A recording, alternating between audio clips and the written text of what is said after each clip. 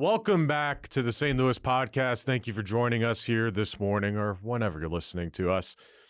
We have another good episode for you here today. It'll just be myself, so probably be a little bit shorter than the hour that we usually strive to. But we do have some good stuff to talk about. So as always, this is the St. Louis podcast where each and every Friday at 7 a.m. Central Standard Time, we drop an episode on all major podcasting and audio and video platforms where either myself or we have a guest or a couple guests on here to talk about business, public events, news, whatever we want to discuss. And we have a good time doing so. So today, also, please, if you're watching now, like, review, subscribe, leave a comment. We appreciate your support. Today, so the Federal Transportation Safety Administration, right? Did I say that right? Yeah. Oh, Safety Board, excuse me. FTSB put out their findings after, of course, the collision between the Embraer American Airlines flight and the helicopter. So what they said is prohibit operations on helicopter Route 4 between Hans Point and the Wilson Bridge when runways 15 and 33 are being used for departures and arrivals. Designate an alternate helicopter route that can be used to facilitate travel between Hans Point and Wilson Bridge. Now, what they found is that, the separation distances between helicopter traffic operating on Route 4 and aircraft landing on runway 33 are insufficient and pose an intolerable risk to aviation safety by increasing the chances of mid-air collision. When Route 4 operations are prohibited as recommended in Safety Recommendation 8-25-1, it is critical for public safety helicopter operations to have an alternate route for operating in and around D.C. In other words, if planes are taking off or landing on runway 1533, then they need to pause, suspend, or move that traffic elsewhere instead of being there. So the NTSB found that at least on average, they got a TCAS warning once a month at this airport, traffic collision avoiding system, once a month. And they found that on average, these helicopters are 75 feet of vertical separation from an airplane approaching from runway 33. And of course, the distance decreased if the helicopter is operated further from the shoreline, meaning they're more over the river than near the shoreline. And of course, it's a big difference in, 75 feet. It's not a huge area. That's absolutely insane that we had vertical separation of 75 feet between an active plane landing at DCA and a helicopter flying its normal route through that area. So what I also found interesting is that, of course, we have these urgent safety recommendations. Now, the NTSB, it seems like, after doing a little bit of research, does their job. Now, the FAA just doesn't listen to the NTSB. So the after an incident investigated by the NTSB, it makes recommendations for changes to flying, to make flying safer. Over 5,000 so far. The FAA isn't required to implement the changes, right? So they're just the safety board. They recommend, but they cannot change. The FAA isn't required to implement the changes and, in fact, has only acted on 1,000 in all the years of incidents.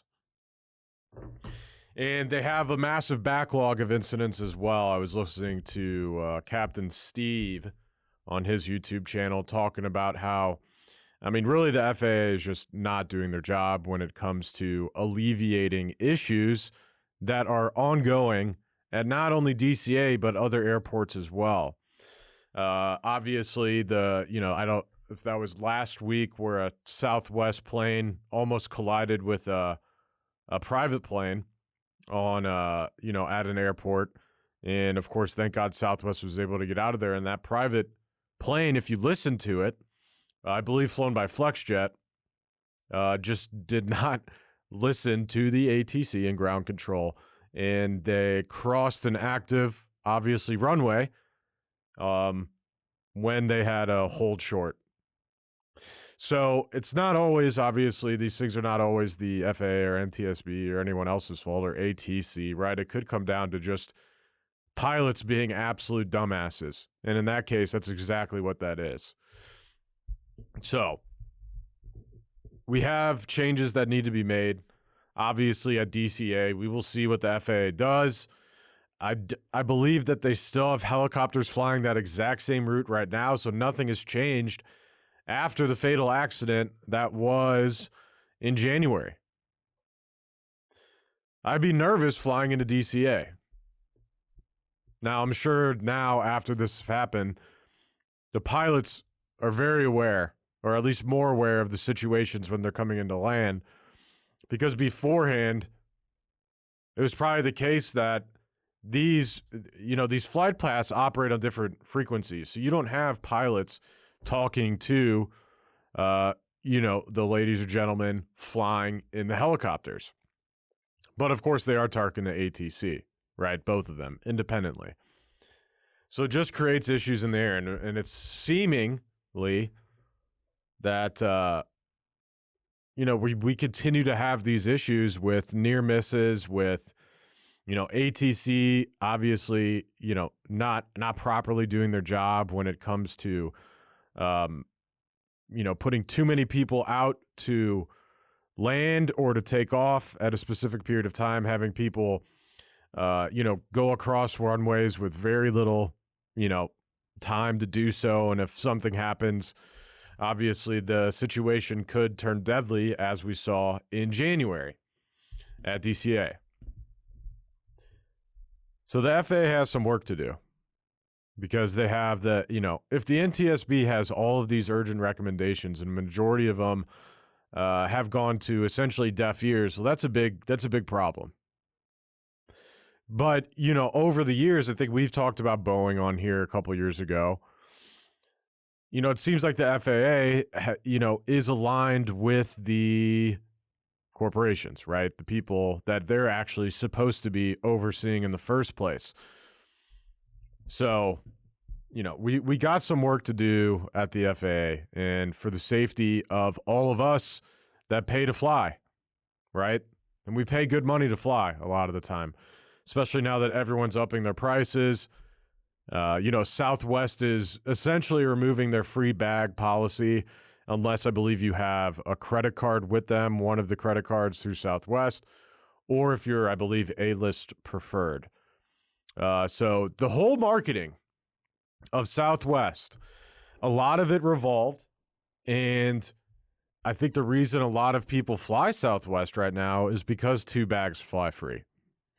And them completely getting rid of that policy, except for those that realistically sounds like fly Southwest, because the normal person that maybe flies just once a year or every couple of years has no need for a Southwest credit card, because really you have to be flying, like, I did the math a couple of years ago. For the basic credit card, you have to be doing at least like a flight and a half a year or a flight a year, but it depends on what the total amount is that you're flying.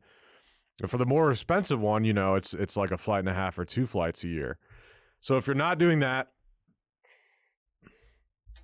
you're going to have to start paying for bags, really. And so that, then at that point, the whole point that Southwest was able to do so well, I think they were a budget airline, right? You didn't have to, there wasn't first class. There was none of that. Everyone bought essentially the same ticket, and you lined up and you sat down in a seat. Now, obviously, now they're going to have first class, or whatever they're calling first class. I don't see how they're going to have first class on Southwest, because all of the seats are exactly the same. So I think first class is just going to come with some more benefits or something. It really doesn't make a lot of sense to me why Southwest is going this route. Of course, long term, I'm sure they're like, this is going to increase revenue, but they continue to get backlash by the moves that they're making. And a lot of this, I believe, has to go back to an active investor. And allegedly, you can do your own research here. That's really ruining the main reason why everyone chose Southwest in the first place, right? Low fares, free bags. That was it. Now if I'm gonna pay the same price to get on a flight, of the other major American airlines, why would I not choose one that, let's say, for example, has TVs in the back of their, in front of them? Because obviously we know Southwest doesn't, but other carriers, obviously, in the United States do. So it really seems like they're getting rid of all of their competitive advantages that they had. Now, of course, we're in St. Louis, and the shitty thing is that St. Louis is obviously, has the most flights in and out of St. Louis. So that's going to create problems, especially for those here.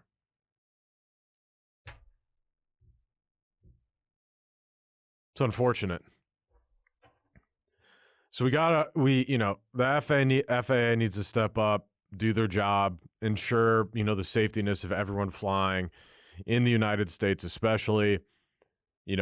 Captain Steve was talking about how outdated our whole system is, and that we've had, hundreds of millions, if not billions of dollars set aside to update it, because other countries have more updated systems than we do here in the U.S., which is ridiculous. That at least we're not on par with the people that have the best systems. And, I'm sure a lot of it goes back to the fact that, like most government organizations, there's bureaucrats that sit around the table and talk about it, but can never make a decision on what to do with the money. Similar to St. Louis and the Rams settlement, right? We talked about that a month or two ago, that they essentially had a plan in place and couldn't come to an agreement, and then said, we'll meet again in a couple months. Great. Thank you for caring about St. Louis.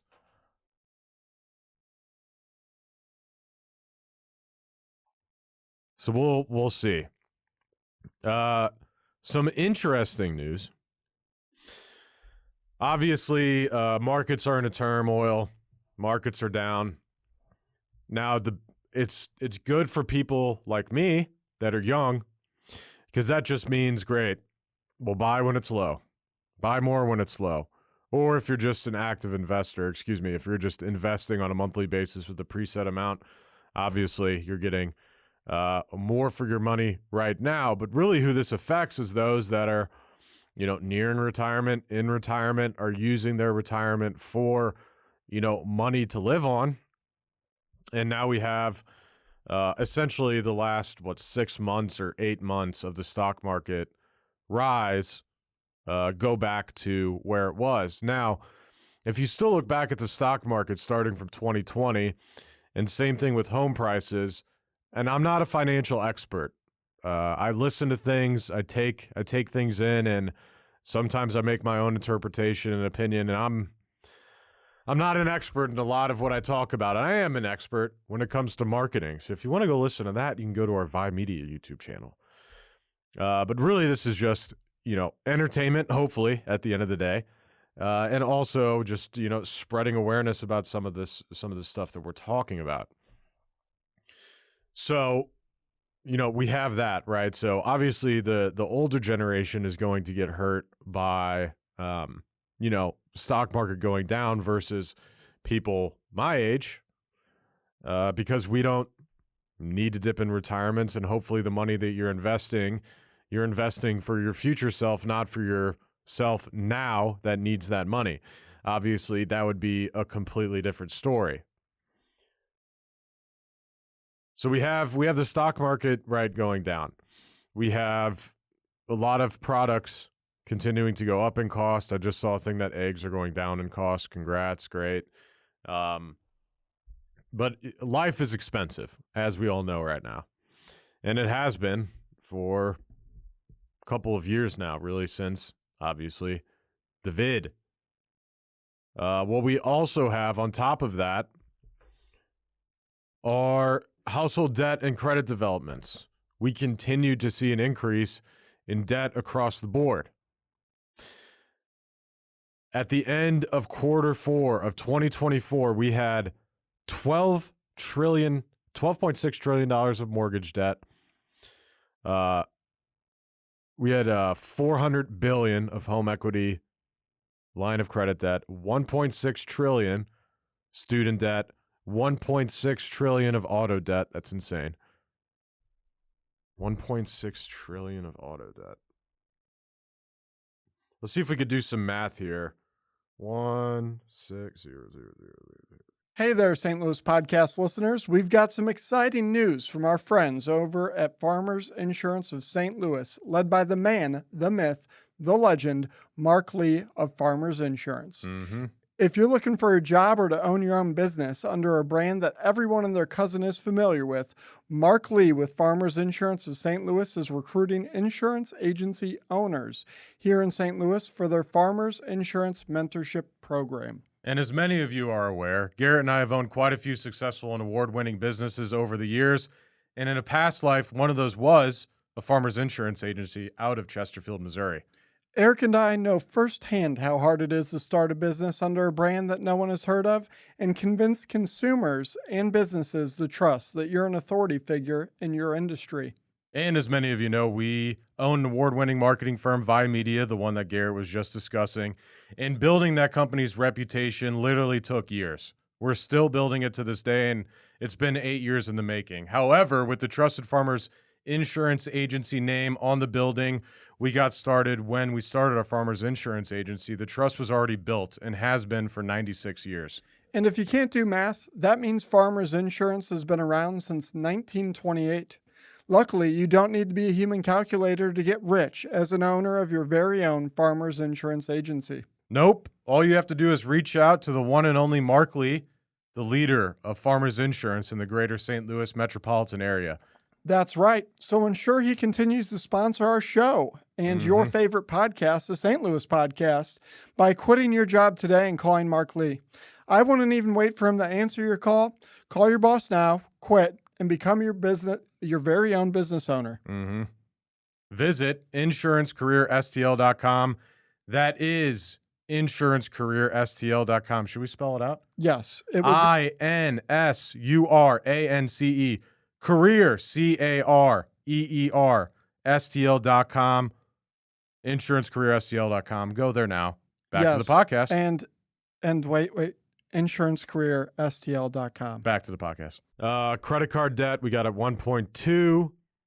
Total debt, 18 trillion. Now, serious delinquencies are up. Mortgage debt, 1% serious delinquency. That means 90 days or more delinquent. So 1 out of 100 people. We have HELOC, 0.5%, student loan debt, 0.7%. We will see that number increase here at the end of Q1, especially for student loan debt. Auto loan debts, 3%. Credit card debt, 7%. 7% of the American people right now are 90 days or more delinquent on credit cards. 3% are 90 days or more delinquent on auto loans. It's crazy. 7% is a lot of people. And that number is just going up. It's actually 7.2% to be specific. So we have this numbers, right? So we have these numbers, debt's going up. Everyone's, a lot of people are just spending money they don't have, especially people my age. So shout out if you're listening and you're my age. Stop spending so much money because we are the generation that just spends money and saves no money. And, maybe you can get away with it now, but your future self is really going to hate you for doing so. I'm not saying you have to go out there and be frugal and live off, ramen noodles and things like that. But the basic person, and actually I was just talking to Katie about this yesterday, the basic person doesn't know how to set up a budget for themselves, for their house, for their apartment. It's not that hard. It's really not. You have a few set costs on a monthly basis. Well, let's just call it, 10 or so set costs. You have rent, or you have your mortgage. You have insurance. You have your car. You have insurance on the car, right? Then you're going to have some sort of internet bill, electricity or gas or whatever it is, your utilities. Put that all in there. Anything that is a fixed expense, Put it on your budget sheet, right? So let's just say you bring home $5,000 a month. And now you see, great. Okay, my fixed cost before I spend anything on gas, on food, on going out, on vacations, on trips, on whatever, here is my cost, right? Here's what is outgoing. Now, before you do anything, you should have a bracket for emergency savings, and also hopefully that you're investing some of your money into something that's going to make you money, right? So then you have an emergency fund that you're putting money to every single month in case the needs arise, because most people in the United States only have like an emergency fund of less than 1 month of their salary, which is insane. So essentially, one of them lose their job, you better get a job ASAP. Otherwise, the expenses that you have going on now, you're not going to be able to uphold, and bam, debt, right? So set a budget. Okay, great. So you have that. You know, you're saving money as well. You have that set aside. You know, you're investing and you're making sure you're taking care of your future self. Then what? Then you have food and everything else that you need on a monthly basis. Food, necessities, whatever it is, right? And then you have discretionary spending. Now that could be you going out for dinner, or drinks with your significant other, friends, or family, or whatever it is. And a lot of people's money, number one, it's going too much to their fixed assets. People are spending too much money on their car.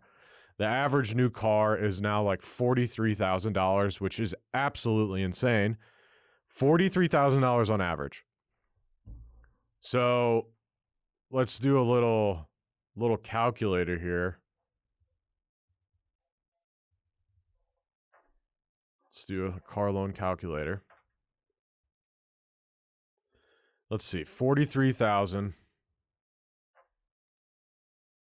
I guess we'll do 60 months, 5 years, which is crazy. What's the interest rate right now? Average car loan interest rate. February was 7.2%. My Lord. All right, 7.2%. We know most people aren't putting shit down. So let's just say they put 2,000 down. No trade-in value. I put in our state, Missouri. Sales tax. Okay. Wow. So on a monthly basis,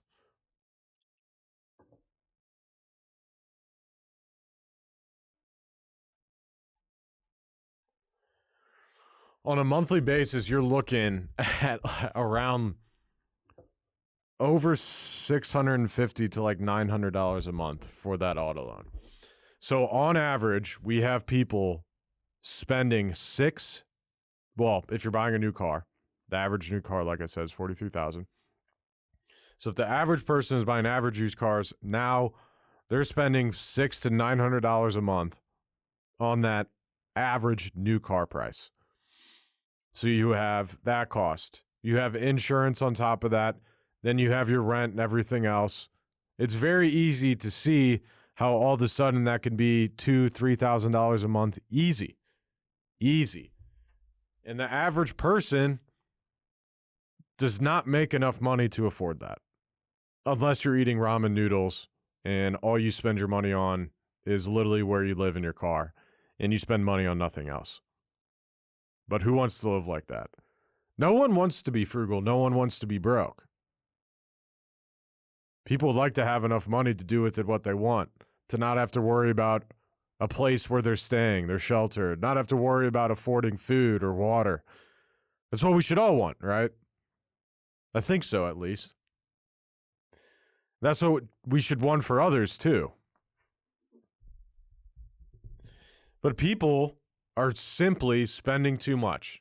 People are simply cannot afford what they're buying. And that's why we're seeing delinquencies go up. That's also why we're seeing 11.1%, or give or take, a little bit over 11% of all FHA loans delinquent.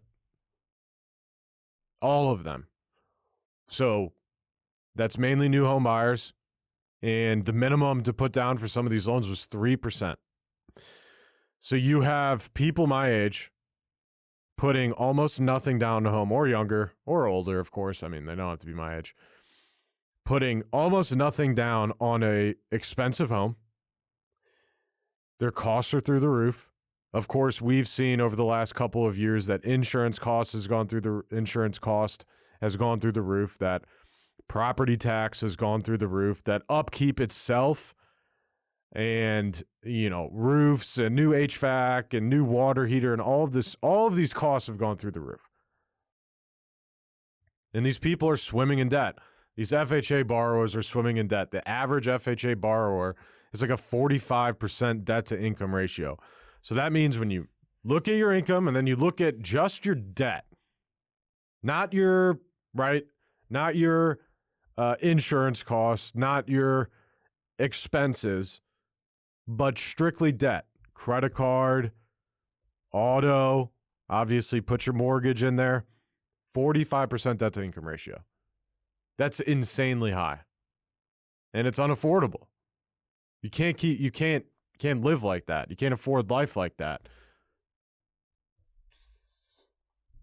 And we continue to see home prices that make no sense. And I talk to people, and I'm sick of real estate investors, because my simple question is, unless you are very handy, you understand like construction and things like that, it's very hard for me to say, being in my position right now in St. Louis, why buying makes more sense than renting. Oh, you don't own it. You're wasting money. Yeah, but I'm not having to fork out an absolute ton of money to, let's just say, a new build. Go on YouTube and look at how the construction of new built homes. It's insane. So you're spending all of this money, right? Then obviously you get the house. I got to fill the house. You're buying all this shit for the house. It's unaffordable. And this news story kind of just broke about, the FHA loans and things like that, and that number being astronomical. So that means 1 out of 10 people, I'll say it again, 1 out of 10 people with an FHA loan are delinquent. 1 out of 10. And it's, like I said, mainly new home buyers, right? This is not a good situation. Also found out that, the government's been paying for a lot of these people as well for their mortgages out of course, who? Taxpayer dollars. Now, I might sound insensitive, but there are a lot of places, especially here in St. Louis, where the house prices don't make any sense for what you're getting. We need more homes in St. Louis. Now, there's other places where, home prices are just dropping. And they're dropping here in St. Louis as well. I look at, and I have a ton of, friends that are realtors on Facebook, and I look at, some of the open listings a lot of the time. And a lot of these homes now that they're trying to push have been on the market since the beginning of last year. I just saw this one out in Lake St. Louis. Last year, I think it was March, it was listed, $670,000. They've brought it all the way down to now $535,000. And last I checked, still didn't have an offer and still wasn't sold. But if you go and look at Zillow, and if you go and look at the stock market, and you go from 2020 to now, and then you look at the historical data, you will see that all of the gains that we've had don't make any sense.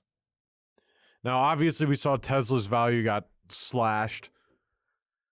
He's doing some cringe shit at the White House with Trump. I don't know what's going on there. I'm kind of annoyed of the whole situation at this point. It's like, if you're going to work on Doge, just sit behind some closed doors and shut up, please.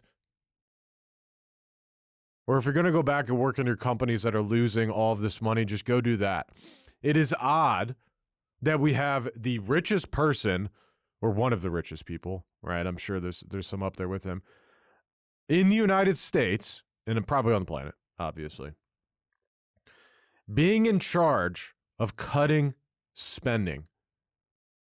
Just think about it. Now, I'm sure I'm going to upset some people on the right, and that's fine. Whatever.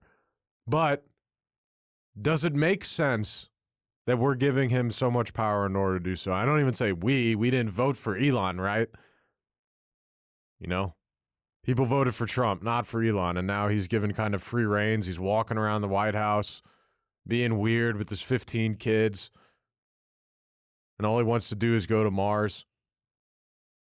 It's like I don't know if I think Elon maybe wants to do good, but let me tell you, when it comes to like an average person, he has no idea what an average person wants or needs.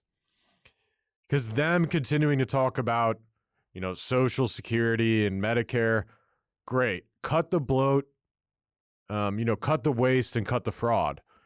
But when you're talking about a lot of people, you have a lot of Trump supporters and Trump voters that are on Medicare and Medicaid. And what if they voted to their own detriment? That'd be interesting. And no, I hope they don't go after these. But they've been saying they're going after fraud, waste, and abuse, and they're firing park rangers. All right? So, who the hell knows? Markets are in turmoil because no one knows what's going on with the tariffs. Most financial people are just upset about that. That, goes back and forth on what's happening there. I would like to just fast forward like a year in politics and just revisit it then. At this point, it's just like every day there's something. Kind of miss Biden. He didn't do a lot, but we also didn't have a lot of news about him. Really, his biggest news was when he fell off a bike, It was a lot less serious. All right. So what do we got? What else do we got? Murder conspiracy, OpenAI whistleblower. I think we actually talked about this like a couple months ago. I'm going to butcher his name. I'm so sorry. Sukir Balaji? I probably got kind of close. Mom shared pic of his death, claims several CCTV cameras stopped working. Now, obviously, we haven't heard of anything positive happening to a whistleblower in a really long time. And I think that seriously needs to change. But I've talked about OpenAI on this podcast, and I've talked about Sam Altman. And I've talked about how if you watch some of his podcasts, this dude is an alien. He has like no feelings. He answers questions like a politician, meaning he doesn't answer the question. He talks about something else. And it's just an insane story.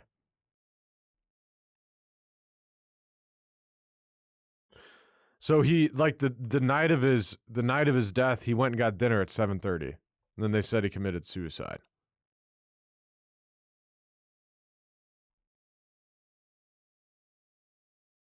So several of the CCTV cameras near him stopped working before his death. Odd. It's almost like Epstein. Whoops, the camera in the cell was off. By the way, where are those Epstein files? Still haven't released them. I'm still waiting. The American public still wants to know. But we'll never get it, let's be honest. Just like we'll never get the JFK assassination. We'll never get any of this stuff. It's going to take another Snowden or something just to release it to the people. Which at this point I'm for. So there's only one reason you'd be hiding the Epstein. It's because there's people on there that don't want that released, obviously. Now, is that an individual person? Is it a group of people? Is it a government association or an intelligence group? Who knows? Who knows? But OpenAI, since they started as a foundation, they went private, they went for profit. Um, the whole board situation was very odd last year. We talked about on the podcast. So, look into this. Look into the murder conspiracy of Sukir, Balaji, OpenAI whistleblower.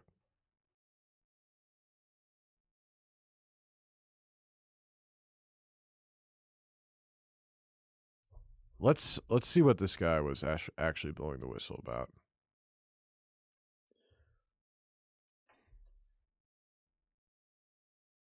What?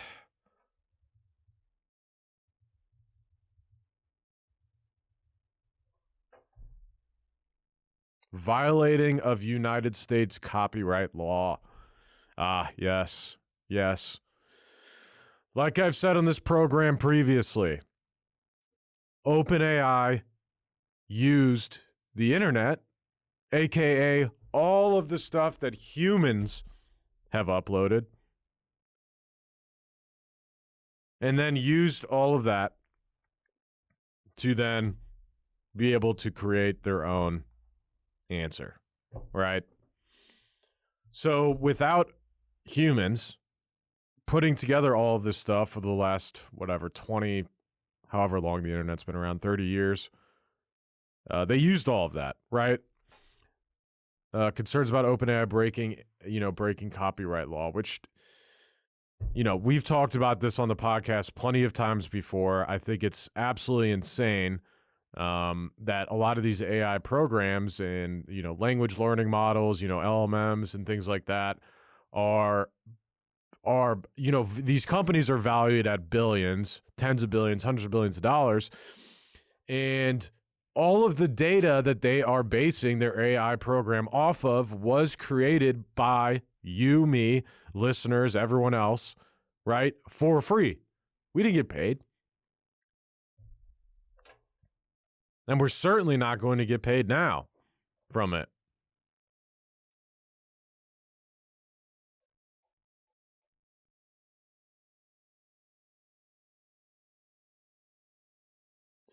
Yeah, there's one. You kill one CEO and everyone freaks out. Meanwhile, this guy and the Boeing guy are murdered, and we see a bleep of a story buried under garbage. It's very true. It's very true. Yeah, Boeing proved you can murder people with no consequences. Yep, allegedly. Allegedly, of course. This is for entertainment, people. Come on. We're having fun. We're having fun. All right, let's see. I got some other stuff. Where are we at? Oh, yeah. Andrew and Tristan Tate are back. Woo! Now, that was sarcastic, of course. What's up with weak men loving Andrew and Tristan Tate? Ugh. Or just like superficial Instagram and YouTube influencers. I don't know. Anyone that aligns themselves with these two guys is absolutely insane. Tristan Tate had isn't his podcast called like Pimp and Hose? Something like that. I believe it's called, I think it's called Pimp and Hose. But yeah, they're certainly innocent on all of their charges, right?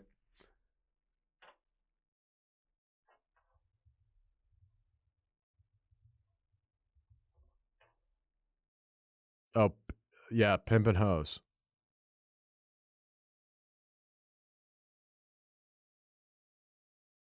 Yeah, they took it. Spotify took it down. Insane. He has how these guys are trying to get arrested at this point. I don't even understand. They're openly talking about the stuff that they're convicted of. It's insane. And of course, you have who's that group of annoying dudes that really love Trump that got him on the podcast. Steve Will Do It was a part. Those guys have been hanging out with him. I'm like, of course. The Nelk Boys. There we go. Full Send podcast. I've watched episodes of that podcast. I don't understand the appeal. I'm not going to call them stupid, but like some of the conversations are just the most unintellectual shit I've ever listened to. Yeah, but Andrew and Tristan Tate are back in the U.S. Hilarious. These guys suck. All the red pillars are about to attack me. How about you just go get women in real life? Or men, whatever way you go. I don't care. Instead of listening to Andrew Tate talk about getting cam women, using them to make money. No. Talk about selling your soul. Absolute facts. What else? Oh, yeah, uBlock Origin is now gone. If you use Chrome, if you use Chrome and you're even somewhat technically sophisticated to know that uBlock Origin was the best extension of all time because it blocked pretty much everything, pop-ups, all that stuff. uBlock Origin is gone. They got rid of it. Do yourself a favor.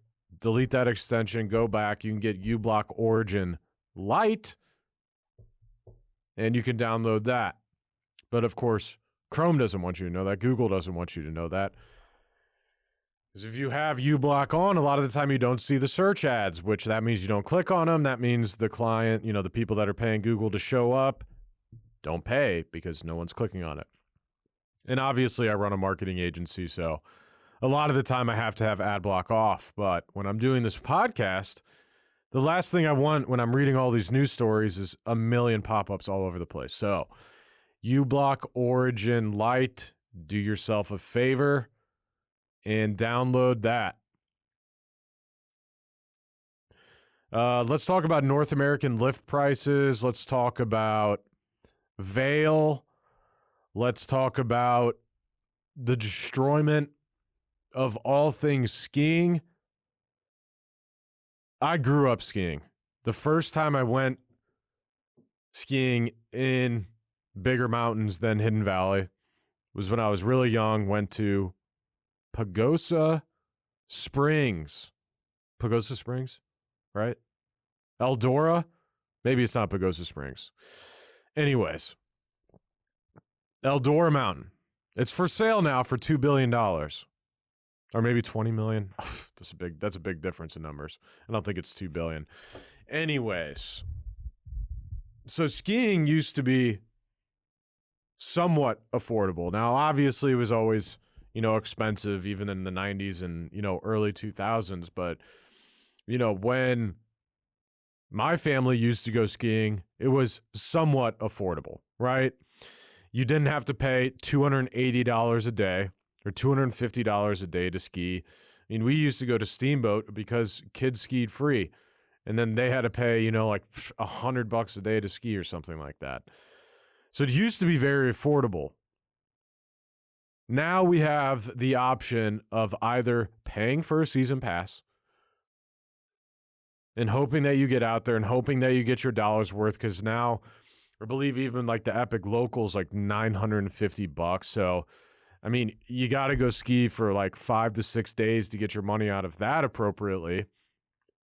So it really makes it hard for the people that A, don't go and travel for like 2 weeks out of the year to ski, or B, locals. Otherwise, the people that aren't local to these mountains are really who's getting screwed the most. And obviously, the people that also live in that towns are also getting screwed the most, because now you have all these people with season passes coming to all these areas, killing lift lines, making everything take a super extraordinary long time. And it's honestly killed the whole culture around skiing,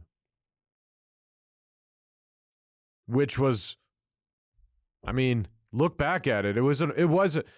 It's never been about having the nicest gear and going out there and looking like, who a lot of those people are. It's going out there and ripping the mountain with regardless of what you're wearing. Obviously, we've been on the mountain, I'm sure, before. We've seen some scantily clad women Shout out for the influencers in the wild Instagram page. So Apex Partners issued a letter to Vail. So the problems. Vail's KPIs and insider compensation incentives are not aligned with value creation. Now, this is an Apex partner letter to Vail Resorts Board of Directors. Apex Partners is an investor in Vail Resorts. Incentive compensation cites performance judged by resort reported EBITDA, yet this contrived metric bears no resemblance to free cash flow. While insiders have been paid $47 million, CEO Lynch has made $19 million in the last 3 years, while shareholders have lost 47%. Management have no skin in the game, signaling zero conviction in Vail's future. Since becoming CEO, Lynch has not purchased one Mountain share, while CFO Korch owns less than $500,000 in stock. So you have the people at the top of this business owning none of the business through stock options. Vail's capital allocation is incoherent. Management's capital allocation is disconnected from any discernible strategy and has destroyed value over time. Vail has invested $2 billion in CapEx and mergers and acquisitions, yet free cash flow has declined by $67 million or over 15% the same period, and guest experience has deteriorated. Yes, it has.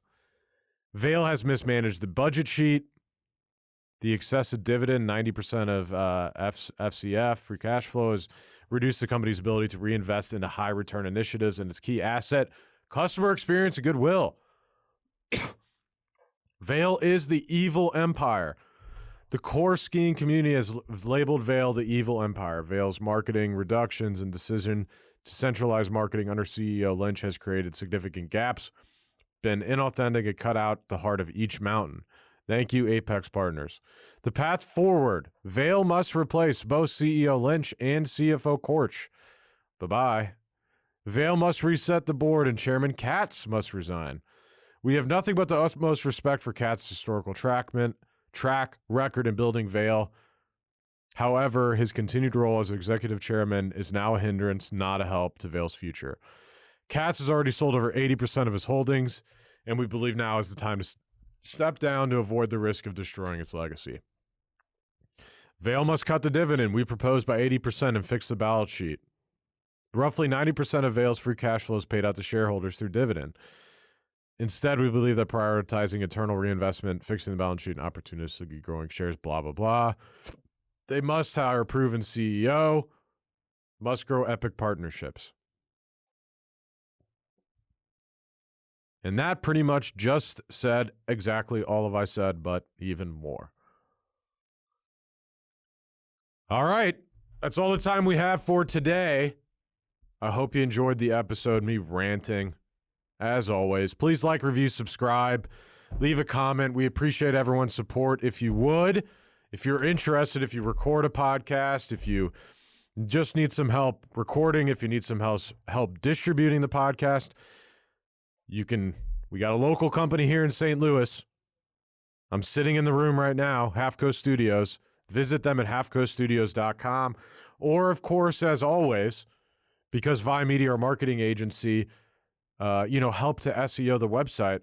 I believe if you just type in Podcast Studios, St. Louis, Half Coast Studios is #1 on both the rankings, on both organic rankings and the Google Business Profile, aka Map section. So please visit them at halfcoaststudios.com, showing some love. They take good care of us. Also, as always, sponsored by the best damn marketing company on the planet, Vi Media, located here in St. Louis. Digital marketing, SEO, Google Ads, web, blah, blah, blah. Learn more at vi.media. We appreciate everyone's support. We hope you all have a great rest of your day if you're listening now. And we'll have a new episode soon. Thank you. Bye-bye. Hey there, St. Louis podcast listeners. We've got some exciting news from our friends over at Farmers Insurance of St. Louis, led by the man, the myth, the legend, Mark Lee of Farmers Insurance. If you're looking for a job or to own your own business under a brand that everyone and their cousin is familiar with, Mark Lee with Farmers Insurance of St. Louis is recruiting insurance agency owners here in St. Louis for their Farmers Insurance Mentorship Program. And as many of you are aware, Garrett and I have owned quite a few successful and award-winning businesses over the years. And in a past life, one of those was a farmer's insurance agency out of Chesterfield, Missouri. Eric and I know firsthand how hard it is to start a business under a brand that no one has heard of and convince consumers and businesses to trust that you're an authority figure in your industry.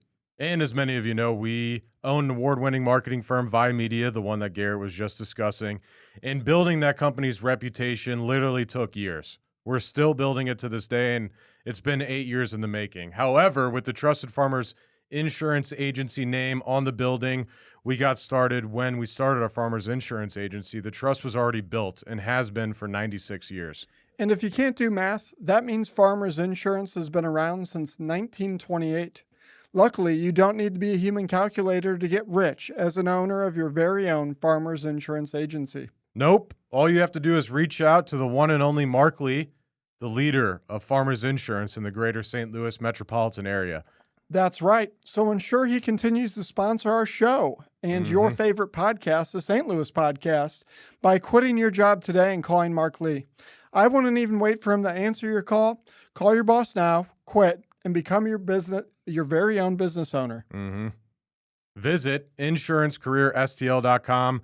That is insurancecareerstl.com. Should we spell it out? Yes. It would INSURANCE, career, CAREER, STL.com, insurancecareerstl.com. Go there now. Back to the podcast. And wait, insurancecareerstl.com. Back to the podcast.